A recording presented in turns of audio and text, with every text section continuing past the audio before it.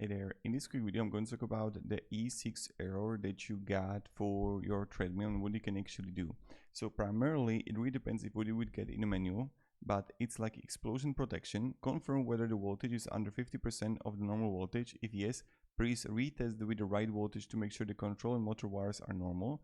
The second thing is that ensure that the cables connecting the console and the control are secure. If any of the cables connected to appear loose, completely power off and unplug the treadmill before unplugging and reattaching the cable. So this is the thing that you want to do and try.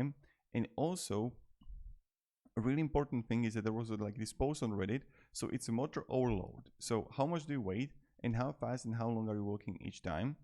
And he's like 240 pounds. And motor is short. Walking pad should really be given rest after 30 to 40 minutes of continuous.